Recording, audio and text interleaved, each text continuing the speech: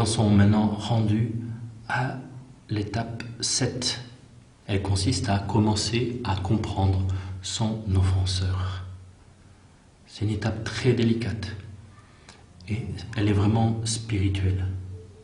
C'est le Seigneur qui me fait comprendre qui est mon offenseur et pourquoi il a agi comme cela. Ce n'est pas diminuer sa faute, non, c'est ne pas identifier le pécheur à son péché.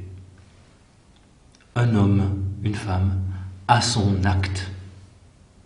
C'est un regard plus ample, plus grand. Alors vous imaginez bien que là, c'est la grâce qui nous porte à ce niveau-là.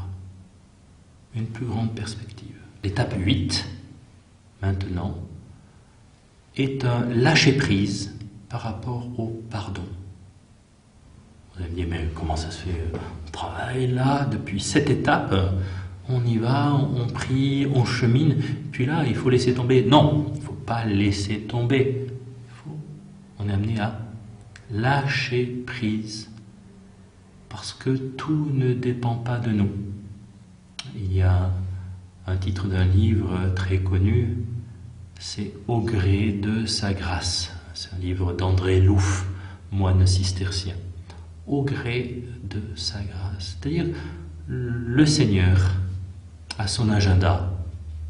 Parfois, nous avons un autre agenda. Et avec la grâce, il nous est demandé d'avoir une attitude passive et active en même temps. Mais d'abord passive, c'est-à-dire de réception, d'accueil. Tout ne dépend pas de nous. Et voilà, on peut demander au Seigneur de mettre notre âme dans la paix quand nous sommes un peu trop volontaristes. Voilà, le Seigneur a son agenda. L'étape 9 consiste à se savoir digne de pardon et déjà pardonné. Est-ce que j'ai déjà fait l'expérience d'un beau et vrai pardon pour moi? C'est là où notre expérience spirituelle est primordiale. Si dans ma vie je fais l'expérience d'un Dieu qui m'aime, d'un papa aimant, qui me prend dans ses bras, qui m'a déjà guéri, qui m'a fait cheminer, qui m'a béni, eh bien, c'est clair que je vais avoir envie de faire de même.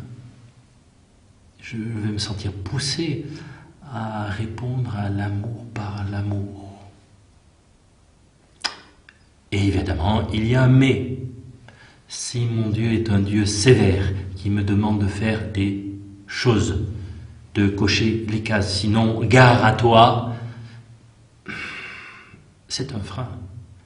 Donc dans cette étape-là, il m'est demandé de faire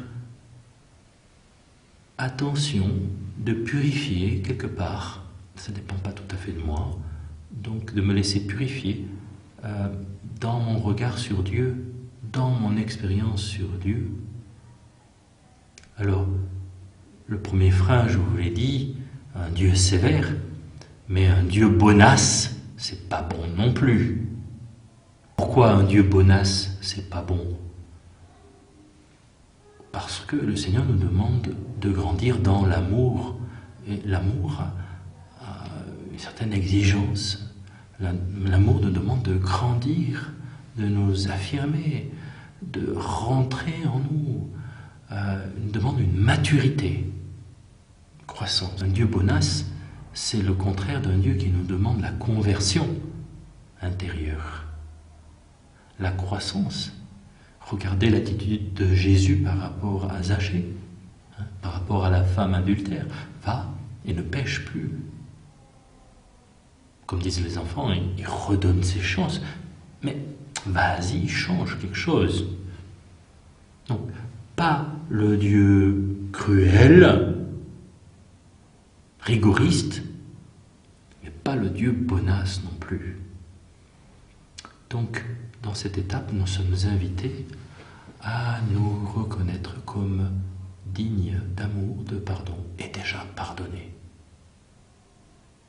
C'est ce que nous célébrons au début de chaque messe, reconnaissant que nous avons péché, que nous sommes pécheurs, et nous recevons le pardon. Le pardon est déjà là.